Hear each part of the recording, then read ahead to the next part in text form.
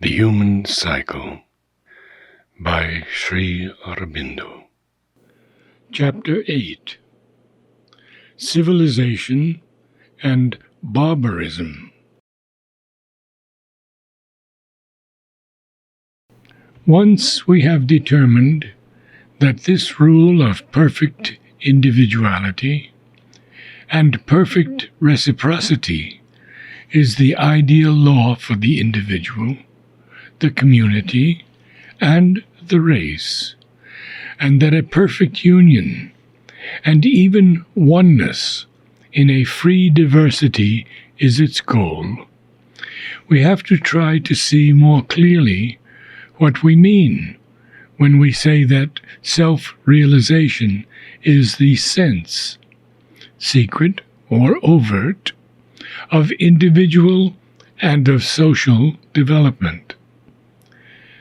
As yet, we have not to deal with the race, with mankind, as a unity.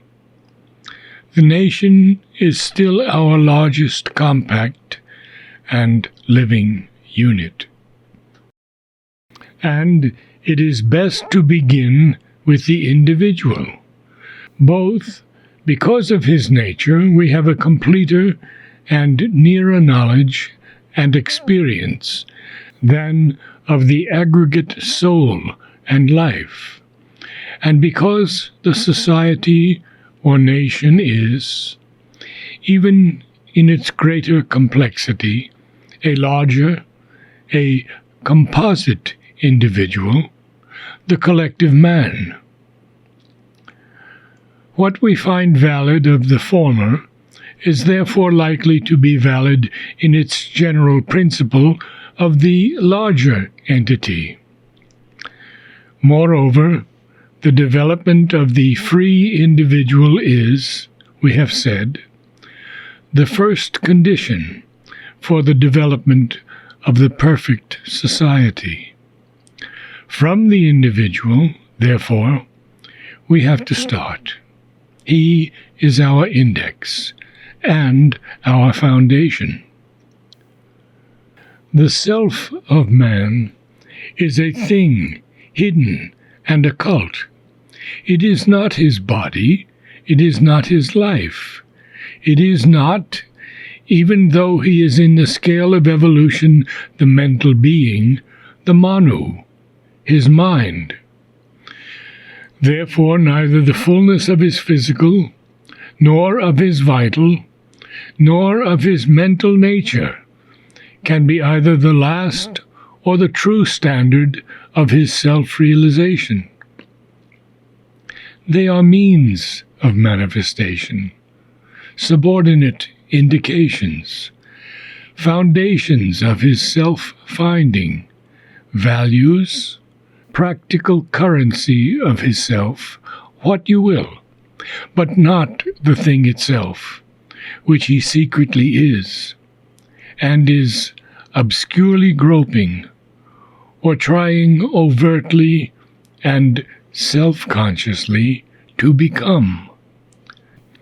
Man has not possessed, as a race, this truth about himself, does not now possess it, except in the vision and self-experience of the few, in whose footsteps the race is unable to follow.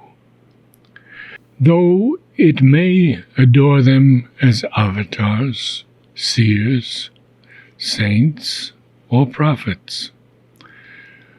For the Oversoul, who is the master of our evolution, has his own large steps of time, his own great eras, tracts of slow and courses of rapid expansion, which the strong, semi-divine individual may overleap, but not the still half-animal race. The course of evolution, proceeding from the vegetable to the animal, from the animal to the man, starts in the latter from the subhuman. He has to take up into him the animal and even the mineral and vegetable. They constitute his physical nature. They dominate his vitality. They have their hold upon his mentality. His proneness to many kinds of inertia, his readiness to vegetate, his attachment to the soil and clinging to his roots, to safe anchorages of all kinds, and on the other hand, his nomadic and predatory impulses, his blind civility to custom and the rule of the pack, his mob movements, and openness to subconscious suggestions from the group soul, his subjection to the yoke of rage and fear, his need of punishment and reliance on punishment, his inability to think and act for himself, his incapacity for true freedom, his distrust of novelty, his slowness to seize intelligently and assimilate, his downward propensity and earthward gaze, his vital and physical subjection to his heredity, all these and more are his heritage from the subhuman origins of his life and body and physical mind. It is because of this heritage that he finds self-exceeding the most difficult of lessons and the most painful of endeavors. Yet it is by exceeding of the lower self that nature accomplishes the great strides of her evolutionary process. To learn by what he has been, but also to know and increase to what he can be, is the task that is set for the mental being. The time is passing away, permanently, let us hope, for this cycle of civilization, when the entire identification of the self with the body and the physical life was possible for the general consciousness of the race.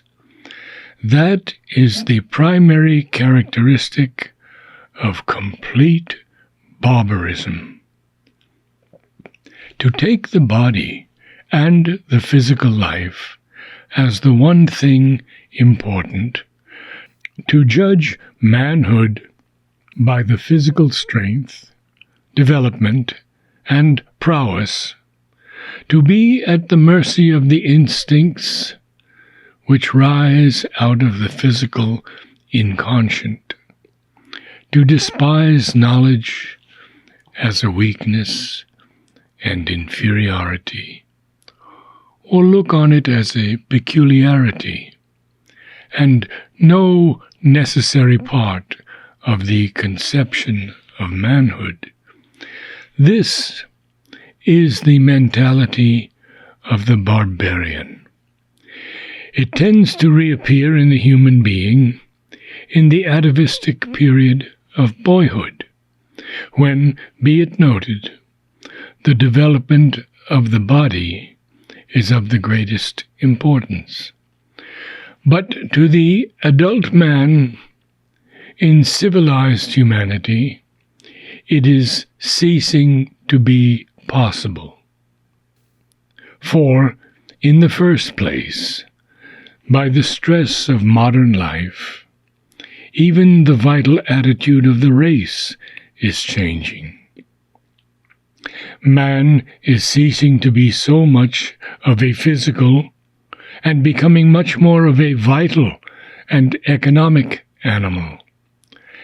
Not that he excludes or is intended to exclude the body and its development, or the right maintenance of and respect for the animal being and its excellences from his idea of life. The excellence of the body, its health, its soundness, its vigor, and harmonious development are necessary to a perfect manhood, and are occupying attention in a better and more intelligent way than before. But the first rank in importance can no longer be given to the body, much less that entire predominance assigned to it in the mentality of the barbarian. Moreover, although man has not yet really heard and understood the message of the sages, in quotes, know thyself, end quote, he has accepted the message of the thinker, quotes, educate thyself, end quote. And what is more, he has understood that the possession of education imposes on him the duty of imparting his knowledge to others. The idea of the necessity of general education means the recognition by the race that the mind, and not the life and the body, are the man, and that without the development of the mind, he does not possess his true manhood. The idea of education is still primarily that of intelligence and mental capacity and knowledge of the world and things, but secondarily also of moral training and, though as yet very imperfectly, of the development of the aesthetic faculties. The intelligent thinking being, moralized, controlling his instincts and emotions by his will and reason, acquainted with all that he should know of the world and his past, capable of organizing intelligently by that knowledge his social and economic life, ordering rightly his bodily habits and physical being. This is the conception that now governs civilized humanity. It is, in essence, a return to and a larger development of the old Hellenic ideal, with a greater stress on capacity and utility, and a very diminished stress on beauty and refinement. We may suppose, however, that this is only a passing phase. The lost elements are bound to recover their importance as soon as the commercial period of modern progress has been overpassed. And with that recovery, not yet in sight but inevitable, we shall have all the proper elements for the development of man as a mental being. The old Hellenic or Greco-Roman civilization perished, among other reasons, because it only imperfectly generalized culture in its own society, and was surrounded by huge masses of humanity who were still possessed by the barbarian habit of mind. Civilization can never be safe so long as, confining the cultured mentality to a small minority. It nourishes in its bosom a tremendous mass of ignorance, a multitude, a proletariat. Either knowledge must enlarge itself from above, or be always in danger of submergence by the ignorant light from below. Still more must it be unsafe if it allows enormous numbers of men to exist outside its pale, uninformed by its light, full of the natural vigor of the barbarian, who may at any moment seize upon the physical weapons of the civilized, without undergoing an intellectual transformation by their culture. The Greco-Roman culture perished from within and from without. From without, by the floods of Teutonic barbarism; from within, by the loss of its vitality.